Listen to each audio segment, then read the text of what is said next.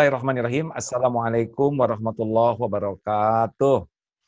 Alhamdulillahirabbil alamin. Segala puji bagi Allah Subhanahu wa taala yang Maha mendengar, Maha menyaksikan, yang menguasai kejadian apapun termasuk pertemuan kali ini pasti terjadi atas izinnya. Semoga tidak hanya izin Allah tapi juga keridhaan Allah. Jadi ridho Allah itu benar-benar puncaknya cita-cita kita. Alhamdulillah dalam bincang-bincang Ramadan kali ini, AA bisa berbincang dengan sahabat dari jauh, tapi jadi dekat nih ya dengan teknologi, yaitu Mas Tantowi Yahya. Assalamualaikum warahmatullahi wabarakatuh. Waalaikumsalam warahmatullahi wabarakatuh. Aa, kumaha damang Aa? Alhamdulillah, saya Raden. Alhamdulillah. Ini pertemuan keberapa kita nih ya? Waduh, Di sana, di Auckland. kalau lewat teknologi baru sekali ini. Tapi kalau jumpa langsung, udah 2 kali kan Aa ke Auckland ya. Di Auckland ini ya. Ya, kalau kita Para pemirsa, beliau diamanati sebagai duta besar yang berkuasa penuh, ya, begitu? tapi tidak sewenang-wenang.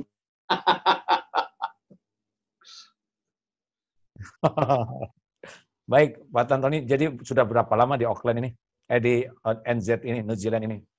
Alhamdulillah, April ini sudah tepat 3 tahun. Nah, masa tugas duta besar itu 3 tahun, tapi rata-rata karena proses administrasi, penyiapan pengganti dan selanjutnya itu rata-rata itu duta besar itu sampai dengan 4 tahun. Jadi insya Allah saya akan sampai di sini ya paling tidak itu sampai dengan akhir 2020 ini.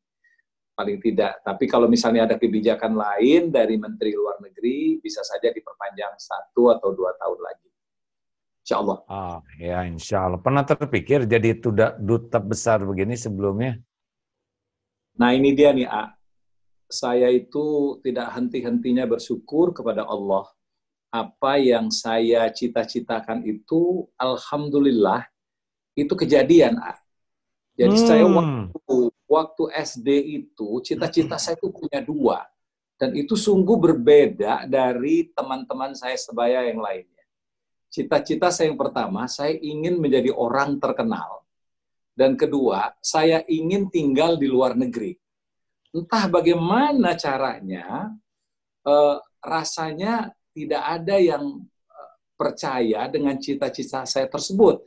Bagaimana seorang anak yang tinggal di Palembang, ya, anak orang biasa-biasa saja, bermimpi menjadi orang terkenal dan tinggal di luar negeri pula. Nah, yang mendasari saya ini sederhana. Sebenarnya saya melihat banyak sekali tokoh-tokoh seniman-seniman itu terkenal, kok mudah ya hidupnya dengan menjadi terkenal. Nah, kemudian zaman kita kecil dulu kan TV cuma 1, TVRI. Suka nayangin film-film seri seperti Little House on the Prairie, ya, itu film-film seperti itu. Ada keinginan yang sangat kuat, wah saya harus tinggal di negeri seperti ini. Alhamdulillah, berkat kerja keras, doa teman-teman, dan yang lebih penting lagi adalah doa dari kedua orang tua saya yang tidak putus-putus. Alhamdulillah, dua-duanya tercapai, dikenal oleh masyarakat, dan sekarang tinggal di luar negeri, bukan lagi sekedar tinggal, tapi menjadi kepala perwakilan Republik Indonesia di luar negeri. Masya Allah, Alhamdulillah, memang Allah tahu setiap yang ada di dalam hati, setiap cita-cita hambanya, dan boleh jadi memang diilhamkan oleh Allah tuh waktu kita kecil, supaya punya cita-cita yang memang sudah direncanakan Allah bakal terjadi. Baik Pak Tantowi, ini ya, tentang Selandia Baru. Ini kan salah satu tempat yang Allah ciptakan sangat indah tuh ya. Kurang lebih sudah 4 kali tuh ke Selandia Baru tuh. 1 dulu datang undangan ceramah, yang kedua utusan dari negara juga dulu untuk dialog antar agama di sana. Oh, interfaith ya. Ya, kemudian yang ketiga waktu pengumpulan dana untuk masjid, waktu kita kumpul makan malam bersama. Dan yang keempat kemarin itu ya, yang alhamdulillah kita juga sempat jumpa. Nah, memang dari melihat, menyimak, Kalau bagi orang yang mengerti semua ini ciptaan Allah, benar-benar nambah iman itu ke sana. Apa saja yang didapat oleh Pak Tantowi selama tugas di sana sebagai duta besar? Apa nih yang paling dapat Ya, gitu di hati? ya, banyak yang mengatakan bahwa Selandia Baru ini diciptakan oleh Allah pada saat dia tersenyum, sehingga hasilnya seindah ini. Ya, ya, banyak juga yang mengatakan inilah surga dunia. Meskipun bagi saya pribadi tidak ada apa-apanya. Tidak ada bandingnya yang namanya keindahan surga itu. Tapi bisa mendapatkan kesempatan melihat, tinggal dan bekerja di negara seperti Selandia Baru ini adalah sesuatu yang jauh itu di bawah di atas angan-angan saya ketika saya kecil begitu. Bisa saja orang seperti saya karena dorongan hasrat dan keinginan yang besar akhirnya menjadi seorang duta besar atau ditempatkan di luar negeri. Tapi belum tentu di Selandia Baru. Nah, tapi mendapatkan kesempatan untuk tinggal di sini, bekerja dan observasi apa yang terjadi di sini adalah sesuatu pengalaman yang tidak akan terlupakan, sekaligus seperti yang A sampaikan itu menambah keimanan. Begini, A, saya melihat orang di Selandia Baru ini adalah orang yang benar-benar tepat dititipkan oleh Allah alam seindah ini. Bayangkan kalau misalnya alam seindah ini, masyarakatnya itu tidak masyarakat seperti di Selandia Baru, yang mempercayai betul bahwa ini adalah ciptaan Allah, ciptaan Tuhan, yang sifatnya sementara, yang sesungguhnya ini adalah titipan untuk diteruskan kepada generasi berikutnya. Nah, setiap saya berbicara dengan orang Selandia Baru, ini yang tersampai, baik secara langsung atau tidak. Jadi kita ini wajib hukumnya menjaga alam ini. Kalau kita tidak bisa memperbaikinya, paling tidak membuatnya dalam keadaan seperti ini, agar supaya, ini kata mereka nih, anak cucu kita nanti bisa dapat menikmati negeri ini seperti kita menikmati saat ini. Itu luar biasa. Aduh, ini saya dengarnya aja pengen nangis nih kan. Itu luar Masya biasa. Allah, luar biasa. Dan ini pembicaraan dari orang-orang yang pertama non-Muslim. Dan kebanyakan pula di sini berdasarkan survei terakhir itu, 51% itu tidak beragama. Tapi pandang mereka terhadap menjaga alam itu luar biasa. Sangat Islami. Lebih Islam daripada saya yang seorang Muslim. Bagaimana mereka melihat ke depannya itu seperti apa. Jadi, ucapan seperti ini adalah ucapan masyarakat yang tidak egois. Karena kalau mereka egois, mereka rusak aja alamnya. Ya, masa bodoh teing kan generasi berikutnya seperti apa. Tapi mereka tidak. Mereka tanamkan itu dan mereka memberi contoh baik kepada generasi muda, dan yang lebih penting lagi nih memberi contoh kepada pendatang seperti saya. Jangan main-main dengan negara kami. Kami jaga dengan baik, kami rawat dengan baik, sehingga siapapun yang datang di sini dari bangsa dan negara manapun akan ikut aturan ini secara natural. Itu yang saya pelajari.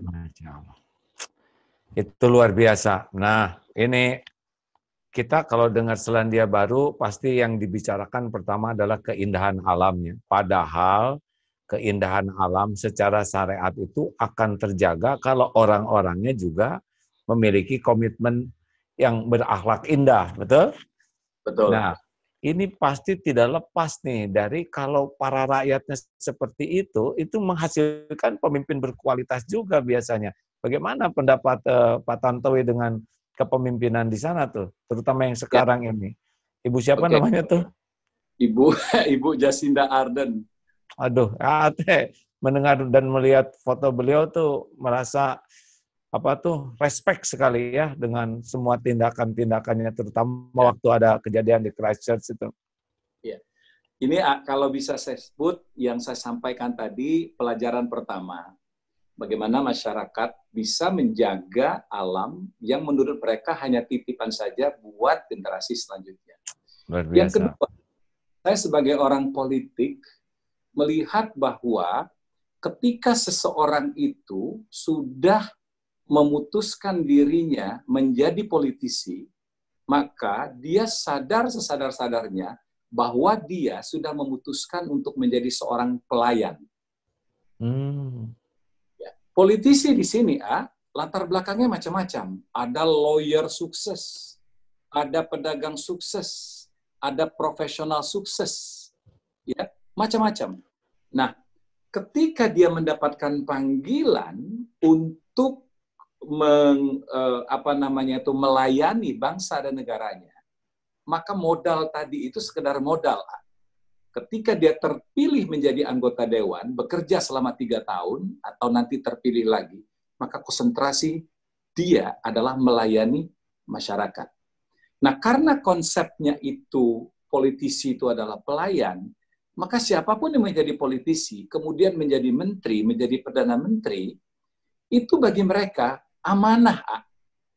Karena mereka berasal dari rakyat, dan menjadi politisi itu sebagai pelayan rakyat, bagi mereka menjadi menteri, kemudian menjadi perdana menteri, itu sekedar promosi atau elevasi dari penugasan mereka sebagai pelayan rakyat tersebut. Sehingga siapapun yang menjadi menteri, perdana menteri di sini, sekalipun perdana menteri, itu tidak berjarak dengan rakyatnya. Ya, tidak berjarak. Nah, tidak berjarak ini mungkin sulit dilakukan di negara-negara lain karena faktor keamanan. Nah, di sini mengapa bisa? Bisa karena rakyat itu tidak ada keinginan untuk mengganggu politisi, menteri, ataupun perdana menterinya. Tidak ada. Karena bagi mereka, ada orang yang mau menjadi politisi saja, mereka udah bersyukur. Ada orang yang mau menjadi pelayan kita. Ya. Nah, ini Luar saya rasa biasa. sulit kita dapat dari negara-negara lain. Dari satu negara, kita tidak usah sebut negaranya apa, yang jabatan politik itu adalah jabatan untuk dilayani, untuk menjadi orang yang posisinya di atas, disembah, dihormati, dan dilayani. Maka magnitude-nya pasti akan berbeda dengan apa yang terjadi atau yang saya lihat di Selandia Baru. Itu pelajaran kedua yang saya dapat. Stop, ini luar biasa. Saya harus menikmati nih obrolan ini ya, karena ini obrolan yang dalam dan berkualitas. Jadi, benar kalau tadi ini sejujurnya ya air mata ini teh mau keluar aja karena tahu ilmu kepemimpinan. Rasulullah kan bersabda begini, Sayyidul qaum khadimuhum. Pemimpin satu kaum itu pelayan kaumnya.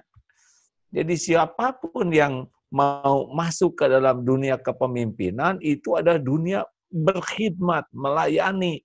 Dunia posisinya bukan di atas, tapi di bawah yang mengeluarkan segenap daya, pikiran, tenaga, potensi untuk melayani. Itulah arti kepemimpinan dalam Islam. Ya. Dan kalau seorang pemimpin seperti itu, mesti yang dilayani itu sayang kepada yang melayaninya. Ya, apalagi kalau yang melayaninya ini all out, ikhlas, dan orang kan senang pada prinsipnya dilayani itu. Ya. Benar. Jadi bagaimana mungkin mau mengganggu pemimpin yang melayaninya kalau dengan adanya pemimpin itu dia malah jadi lebih terbantu urusan hidupnya. Masya Allah ya. Jadi tidak rumit untuk memecahkan masalah kenapa pemimpinnya itu tidak diganggu. Ya enggak, karena para rakyatnya merasa bersyukur. Begitu ya? Di sini pemandangan yang sangat biasa melihat menteri itu turun dari pesawat ya, di airport ini tanpa pengawalan seorang pun. Jadi keluar saja dia seperti penumpang lain. Kemudian sangat biasa melihat seorang menteri jam makan siang itu dari kantornya menuju kafe itu jalan kaki sendirian. Ya, saya pernah pertama kali saya terkaget-kaget melihat Jacinda Ardern dalam satu rapat dengan kami para duta besar. Kemudian kami ngantar beliau ke pintu depan dari ruang pertemuan itu. Kaget saya ketika saya lihat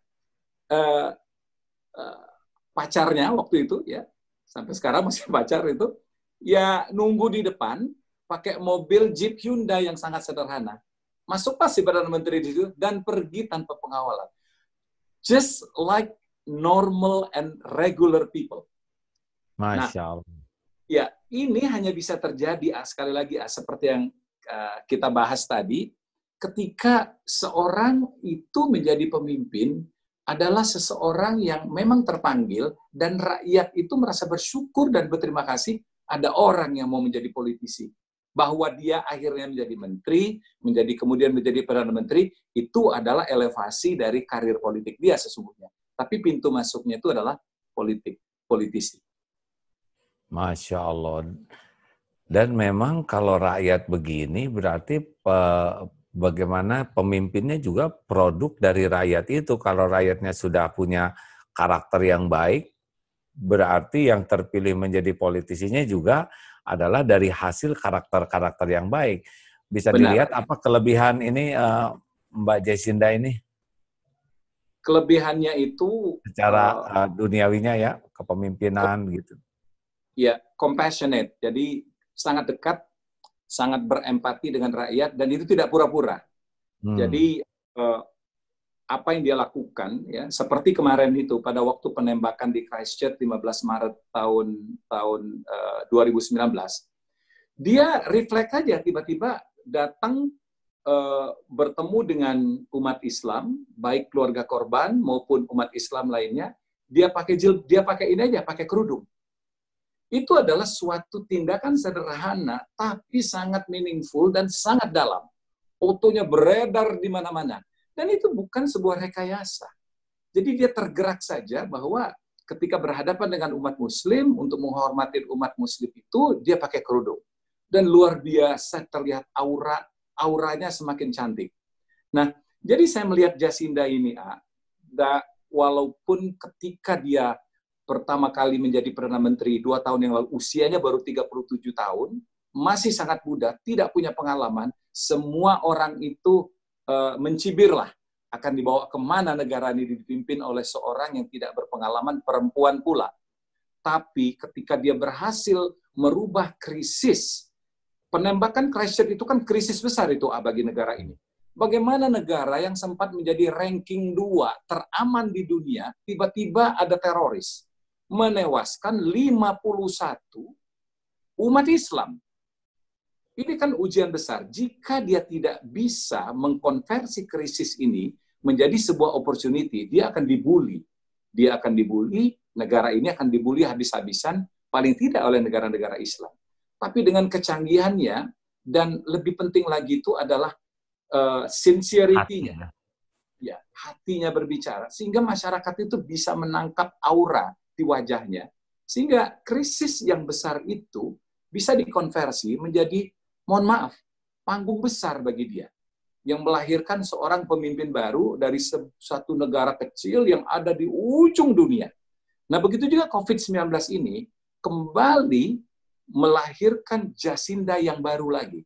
Jacinda yang berhasil menavigasi COVID-19 ini demikian cepat, demikian efisien, demikian taktis, sehingga WHO pun mengakui salah satu negara yang paling berhasil dalam menanggulangi COVID-19 ini adalah Selandia Baru di bawah Jacinda Ardern. Jadi compassionate-nya itu, empatinya itu yang membuat dia itu kelihatan berbeda. Kemudian kedua, tegas, meski dia perempuan, tegas. Jadi berhadapan dengan media yang keras, berhadapan dengan oposisi yang berpengalaman, dia ketika menurut dia benar, maka dia akan jalankan tanpa lihat kanan dan kiri, apalagi ke belakang. Nah, ketiga, ini modal dia juga secara duniawi yang saya lihat. Dia ini seorang public speaker yang, kita kan sama-sama public speaker, jadi kalau kita itu memang secara alamiah ketika ada orang berbicara, alam bawah sadar kita tuh melakukan penilaian. Kemudian kita ya betul, kita melihat kata demi kata, ya diksi yang dia pergunakan. Itu tuh alamiah lah di kita. Begitu juga saya ketika saya lihat dia pidato. Luar biasa ini orang. Ya, luar biasa. Diksi yang dia pakai, emosi, Dan yang paling penting itu underlying factor-nya itu adalah hatinya, seperti A bilang. Ya, ya. Sincerity-nya itu yang membuat apapun yang dia katakan itu bermakna dan masuk ke relung masyarakat. Masya Allah, Masya Allah. Duh, ini kalau sudah bicara kepemimpinan, aku suka senang sekali karena walau bagaimanapun kan kita ini kullukum ra'in, kalian ini semua pemimpin dan kalian semua akan ditanya kepemimpinannya. Kalau Rasulullah SAW kan itu juga memiliki 4 ciri kepemimpinan. Satu adalah beliau itu adalah orang yang empat ini adalah tabligh, amanah, fatonah, dan sidik. Yang pertama sidik. Jadi Rasulullah itu pemimpin yang benar antara perkataan, perbuatan, dan hatinya tuh klik. Ya, jadi seorang pemimpin yang baik itu harus niatnya benar, pikirannya benar, perkataannya benar, perbuatannya benar, dan didasari dengan hati yang benar. Jadi kan ada pemimpin yang benarnya cuma ngomong aja, ya, tapi kelakuannya nggak benar, hatinya lebih nggak benar lagi.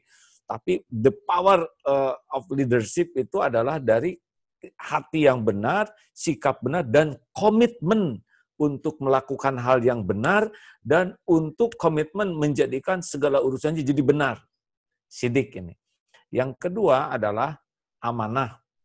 Jadi menyadari bahwa kepemimpinan ini bukan posisi, tapi kepemimpinan ini sebuah tanggung jawab. Jadi tidak tertarik bagi penghormatan, kekaguman orang itu mah kecil lah. Tapi sesuatu yang besar itu bagaimana bisa bertanggung jawab atas kepemimpinan yang diembannya. Nah, itu pikiran kepemimpin sejati itu begitu menurut Rasulullah. Dan yang ketiga adalah fatonah. Fatonah ini adalah smart, profesional, melakukan sesuatu dengan segala yang terukur, terencana dengan sangat baik dan berkelanjutan. Sehingga semua diperhitungkan dengan matang, cermat, detail, dan juga hasilnya tuh optimal, smart. Dan yang keempat adalah tabligh, kemampuan menyampaikan. Nah, tabligh tadi itu bicaranya, sikapnya sudah merupakan penyampaian sesuatu yang sangat bulat, mantap, sehingga orang itu bulat percaya, mantap. Kemampuan komunikasi yang hebat. Nah, inilah yang dimiliki Rasulullah SAW.